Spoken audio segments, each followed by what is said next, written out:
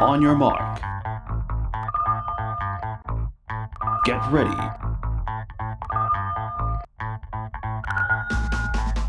It's time to go the distance.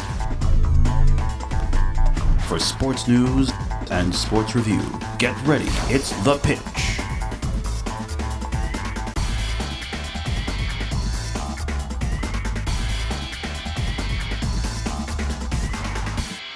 Hello, everyone, and welcome to The Pitch. As always, I'm your host, John Fox, alongside here with Mitch Sabbatelli and Mike Peps Perrone. Now, today is our Super Bowl 52 special. The New England Patriots will face the Philadelphia Eagles in Super Bowl 52 in Minnesota, February 4th. But before we get into that, we're going to talk about the championship games this past Sunday that got these teams to where they are right now. So first and foremost, we will talk about the New England Patriots barely beating the Jacksonville Jaguars in a nail-biter for the ages, 24-20. Mitch, we will start with you. Thoughts on this victory? Yeah, I started an interesting analogy. It's almost like a Floyd Mayweather type thing with the Patriots where, you know, they always let the first team get in there and maybe put up a couple points. They usually come out a little slow, and they do the same with the regular season as well. But in the playoffs, you know, they come out a little slow. They wait for that halftime adjustment, and they just keep on pouncing it. You know, eventually they wear them out, and you've got to knock them out. 60 minutes of football. One thing I really noticed and I really disliked from Jacksonville was Doug Marrone. I thought they were going to be very aggressive. They had 50 seconds left and 2 touchdowns at the end of the half. That was Blake terrible. Bortles was playing pretty well. 2 timeouts, right? Yeah, 2 timeouts. In fact, I think Bortles actually outplayed Brady in the first half. To that point, previously they scored. Didn't they score consecutive touchdowns? Like not right before that possession. It was 14-10. Yeah. It was 14-10. Yeah. Brady had just marched down. They got a touchdown. So you could see that the Patriots were starting to get their momentum, but you got to make sure at halftime, you have to be beating the Patriots at halftime because their specialty is making that halftime adjustments, and they did. You have to be beating them convincingly, but they can't be content with the 4-point lead.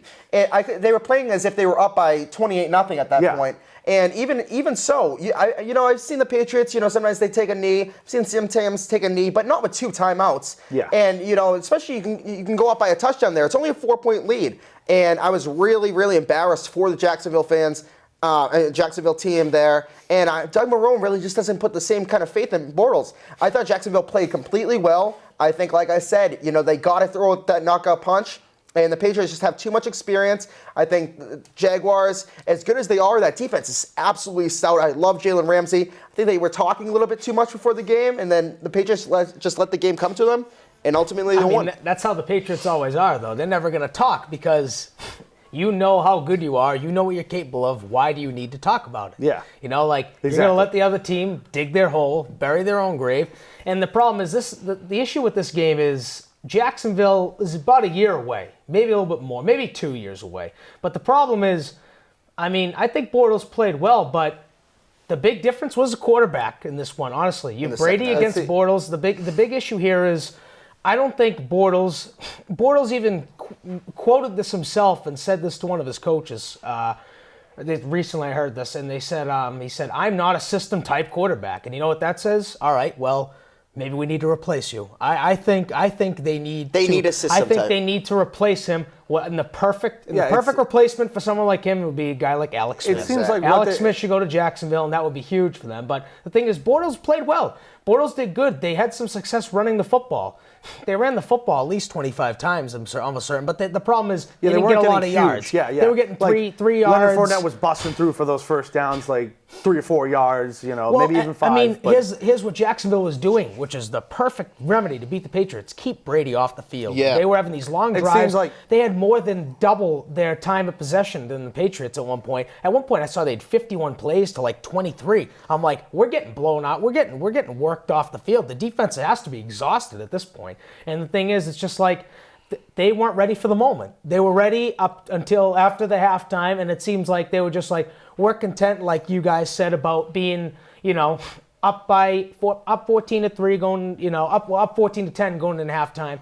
And, we're content with that. And the biggest issue was taking your foot off the gas and the Patriots coming back and scoring that touchdown. It seemed like they were trying to hide Blake Bortles. in that that's the second thing. half, in that whole second half. If your coach says about you, if we could run the ball every play, we would. That just shows that you have no faith in your quarterback at all. They have no faith in Bortles, so therefore they're probably going to move on from him, especially with this tandem being intact next year. You're not certain after that year, but with this tandem being young and as aggressive as it is right now, they need to make the move now. Because if they don't make the move now, then they may not have a chance at another AFC Championship again after this. Just tell me a little bit about yourself. Where are you from? And how long have you been playing for the Blades? And how long have you been playing in hockey in general? I'm from Stowe, Vermont. I've been playing for the Blades for 2 years. Started with figure skating, actually, cool. At around 6 years old in the little Learn to Skate group. Turns out gracefulness is not my thing, and I asked my parents if I could play hockey. My dad said those parents have to wake up early, but he let me anyway, so yeah, for the parents, shout out to the parents, because they have to really, the early hours, all the practices, and you guys actually have practice today, correct? Yes. So you're going right from here, from your actual job to this set, and then going right to practice right after that. So yeah, long hours for hockey, but obviously it worked out for you guys. Nicole, what age did you first think that you were actually going to go pro in hockey? Did this ever cross your mind at all? Like after that bet with your dad, did you ever say, all right, maybe I am pretty good at this? Honestly, it never really crossed my mind. I went to college in Holy Cross, so out in Worcester, and the Blades were just a talk around our school because it is so close to Boston. So with all the Olympians being on that team, I really didn't think it was a possibility for me. So I was actually really surprised when I did get a phone call 3 years ago to play for the Blades. So it was a good surprise. Cool. Now we're gonna talk about the Olympics soon. Obviously, big news. Congratulations to the U.S. Olympic team for winning gold. And now the Boston Blades are a CWHL team, so it's a Canadian league, but they're the one team in the U.S. So back to Melissa, when did you think you could first go pro, or when did you realize, okay, maybe I'm pretty good at hockey? Actually, I had a few teammates who went pro after college, and I thought I wanted to coach, so I worked for the University of Vermont for my first year out. Realized coaching wasn't for me, and I actually had a few teammates who played with Gino's first year. Christina Brown, one of our other captains, sort of convinced me to play and said, you can do this, and this is something you should definitely pursue. And it's been great because I've got to reconnect with 5 or 6 of my teammates from Boston College as well. Awesome. So now I've been doing some color commentary for the Boston Blades, and the 2 games I went there, they actually played really well. You guys lost in a shootout to Montreal and actually beat Toronto. So the first time I thought there, I was like, all right, this team's really good offensively, and the defense was doing pretty well. And Lauren Dahm, your goalie, had a really good game against Toronto. How would you guys, I'll start with Nicole first, how would you guys summarize the season so far? I would say this season is way more successful than the past seasons that we've had. So we definitely try and see this as a transition year. We're just really working on growing on and off the rink and just rebuilding our team. So our record definitely doesn't reflect the heart and talent that we have on this team, but I think it will just keep going up from here. And Melissa, back to you for the same question. So how do you think the season's gone so far? I know you guys you had 3-0 lead last game. Tell me a little bit about that game. It was exciting for us to get a 3-0 lead, something that we haven't been able to do in the last 2 years. Obviously not the outcome we wanted with that tough third period, but I think Gino said it pretty well that, our record doesn't reflect the progress that we've made this year. Exactly. And games that we were getting blown out last year, we're taking those same teams to overtime, to shootouts, really making it down to the wire. So hopefully we're just going to keep going up from there. Awesome. Well, that brings me up to my next question. How are you going to take this experience, and I know it's been a down year for you guys, how are you going to grow as a team and bring it to next year? I think putting more pucks in the net is something we're always focusing on. Like you mentioned Dom earlier, she's been a solid goaltender for us all year. And I think our coaching staff is new, and as well as our administration. So everyone is really just trying to build off and build relationships together so we can keep being more successful. Awesome. All right, moving on. We're going to talk Boston Celtics. Currently, the Boston Celtics are 6-4. Off to a little bit of a shaky start, having Gordon Hayward back, losing to the Pacers and the Nuggets on the road. Thoughts on this team as overall so far? Well, it's cool because right now in Boston, this is the first time. It's all about the Gordon Hayward transition back huge right now. But right now, all 4 teams are in the top 4 or 5 in Vegas odds to win the championship, and that has never happened. If you could ever pull off that grand slam, I don't think it's going to happen. And one big key cog in this is the Boston Celtics. Like Fox said, Gordon Hayward is the X factor for this team. He looks incredibly slow, and also Jaylen Brown. The Boston Celtics are notorious for shooting too many threes when they don't really have a lot. They shot 34 the other game.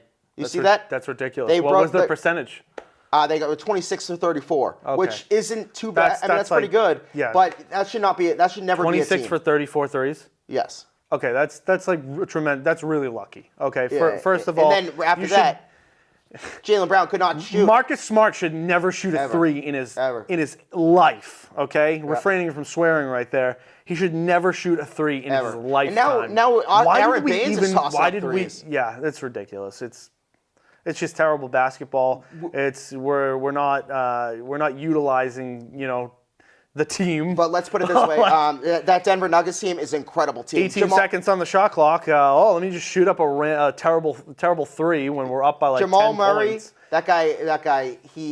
He's like a frat kid right now because he goes out there and obviously everyone knows that you're going to dribble out the clock. If you're up there and nobody's fouling, you want to dribble out the clock. I don't know if you saw that game yesterday. He comes up there. Gordon Hayward he has couldn't 48 points in the Pacers game. And he's Gordon Hayward couldn't inbound the ball. Right, but what I'm saying is yesterday, Jamal Murray has 48 points. They're all set. Okay, Denver. They already started the handshake. And Jamal Murray had to run up there and try to score again. He missed it, but he was. I mean, that just goes to show you that kid, if he's going to be representing the Denver Nuggets, they have no shot against Golden State later. As far as the Boston Celtics go, right now they are 6-4. They've been playing some tough teams. They faced Toronto, Philly, Milwaukee, who they did beat. Then they faced Denver and Indiana. That's a really, really tough stretch of games. To be 6-4. That's not terrible. Kyrie is looking really good. Tatum's looking really good. Three players that are in. Marcus Morris is incredible. Could be the sixth man of the year.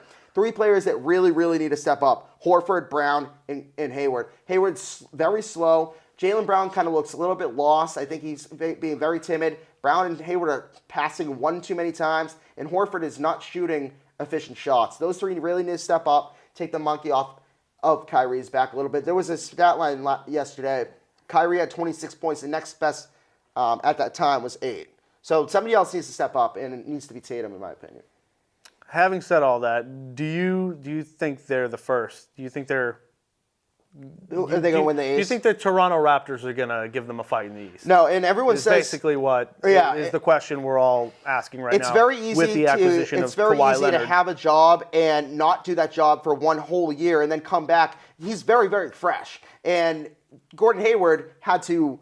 I mean, if the X factor for Toronto was Kawhi Leonard and the X factor for us is Gordon Hayward was literally didn't have a leg last year, and now Kawhi Leonard was sitting on his couch watching Gordon Hayward play. And Gordon Hayward has broken his leg. And Gordon Hayward's broken his leg. So if that's one of the most absurd if that's the big thing, everyone always moments says in the Toronto gets, NBA of all time. Yeah. You're tuning in. You're just like, this is going to be a great year.